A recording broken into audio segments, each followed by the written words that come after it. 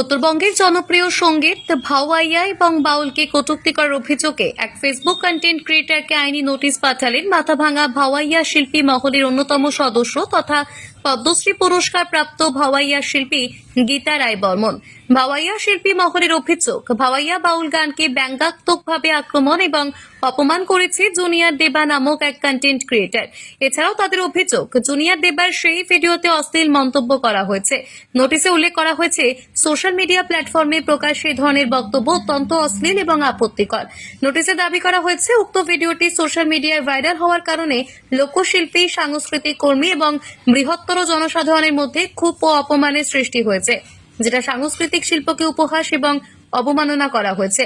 নোটিশে উল্লেখ করা হয়েছে, নোটিশ হাতে পাবার 3 দিনের মধ্যে জুনিয়র দেবা নামক যেসব সামাজিক মাধ্যমে ভিডিও আপলোড করা হয়েছে তা ডিলিট করতে হবে।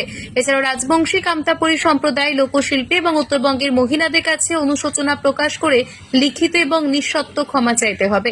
যদিও এই নোটিশ প্রকাশের আগে জুনিয়র দেবা নামক ওই ফেসবুক প্রোফাইল থেকে বিতর্কিত ভিডিওটি মুছে ফেলা হয়েছে এবং অন্য একটি ভিডিও প্রকাশ করা হয়েছে যেখানে দেবা অর্থাৎ দেবাশিস অধিকারীকে ক্ষমা চাইতে দেখা গেছে। ইদানিং একটা মই ফানি কন্টেন্ট বানাইয়া এমন একটা ভুল কাজ করে ফেলাছুম যে আমার রাজবংশী যতগুলা ভাই, বন্ধু, কাকা বা মা, বান্ধবী, বোন, তো সবাই মুখ ক্ষমার দৃষ্টিতে দেখবেন। অ্যাকচুয়ালি ভিডিওটা শেষ পর্যন্ত দেখবেন। মুই ভিডিওটা বানাছুম actually funny content, comedy content হিসাবে, যে এইভাবে করছিলাম ভিডিওটা যে বাউল মানে অর্কেস্ট্রারের নাম করিয়া বাউল সিঙ্গার তুলে, এইটাই হচ্ছে মোর সব থেকে বড় ভুল।